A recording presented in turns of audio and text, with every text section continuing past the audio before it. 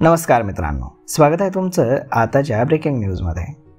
मित्रांनो, पावसाळ्याला सुरुवात होताच विठुरायांच्या भक्तांना ओढ लागते ती पंढरीच्या पांडुरंग भेटीची। आषाढी एकादशीच्या वारीमध्ये पावली चालती पंढरीची वाट, माऊली माऊली म्हणत मार्गक्रमण करण्याची।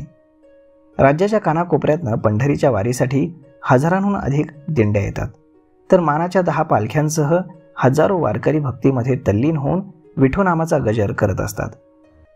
ऊन, पाऊस, वादळ, वारा कशाचीही तमा न बाळगता आपल्या लाडक्या विठुरायाला भेटीची ओढ घेऊन पुढे चालत राहतात।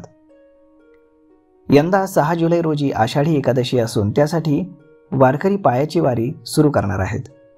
पंढरीच्या वारीसाठी महाराष्ट्राच्या विविध जिल्ह्यातून येणाऱ्या मानाच्या पालख्यांमध्ये देहू येथून जगद्गुरू संत तुकाराम महाराज आणि आळंदी येथून संत ज्ञानेश्वर महाराजांची पालखी निघते।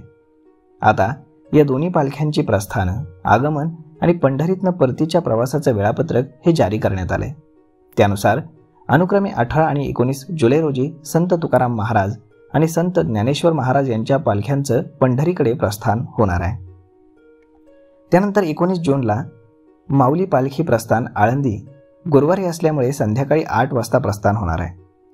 त्यानंतर 20 जून आळंदी ते पुणे प्रवास, 21 जून पुणे मुक्काम, 22 जून पुणे ते सासवड दिवेघाट वारकरी खेळ, 23 जूनला सासवड मुक्काम आणि 24 जूनला सासवड ते जेजुरी इथे भंडाऱ्याची उधळण, 25 जूनला जेजुरी ते वाल्हे, 26 जूनला वाल्हे ते लोणंद, त्यानंतर 27 जूनला लोणंद ते तरडगाव, 28 जूनला तरडगाव ते फलटण, 29 जूनला फलटण ते बरड, 30 जूनला बरड ते नातेपुते, 1 जुलैला नातेपुते ते माळशिरस, 2 जुलैला माळशिरस ते वेळापूर, 3 जुलैला वेळापूर ते भंडी शेगाव, 4 जुलैला भंडी शेगाव ते वाखरी, 5 जुलैला वाखरी ते पंढरपूर प्रवास आणि पौर्णिमेनिमित्त पंढरपूर मुक्काम आणि वाखरी येथे गोल रिंगण।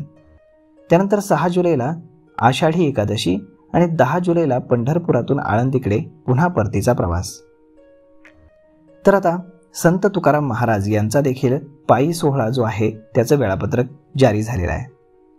18 जून रोजी इनामदार वाड्यात मुक्काम, 19 जूनला देहू निगडी आकुर्डी प्रवास आणि आकुर्डी मुक्काम, 20 जूनला आकुर्डी ते पुणे म्हणजेच नानापेठ इथे मुक्काम, 21 जून निवडुंगा विठ्ठल मंदिर पुणे मुक्काम, 22 जूनला पुणे हडपसर लोणी काळभोर प्रवास आणि मुक्काम, 23 जूनला लोणी काळभोर ते यवत प्रवास आणि मुक्काम, 24 जूनला यवत ते वरवंड चौफुला प्रवास आणि मुक्काम, 25 जूनला वरवंड ते उरवंडी गवळ्याची प्रवास आणि मुक्काम, 26 जूनला उरवंडी गवळ्याची ते बारामती प्रवास आणि मुक्काम, 27 जूनला बारामती काटेवाडी सरणस पालखीतळ मुक्काम, 28 जूनला सरस बेलवाडी निमगाव केतकी प्रवास आणि तिथे मुक्काम, 29 जूनला निमगाव केतकी ते इंदापूर प्रवास आणि मुक्काम, 30 जूनला इंदापूर ते सराटी पालखीतळ प्रवास आणि मुक्काम,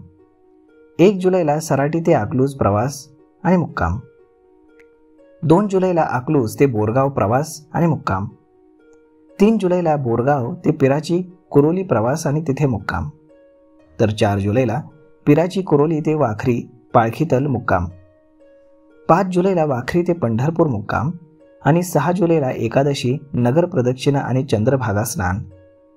त्यानंतर 10 जुलैला पंढरपुरातून देहूकडे परतीच्या प्रवासाची सुरुवात।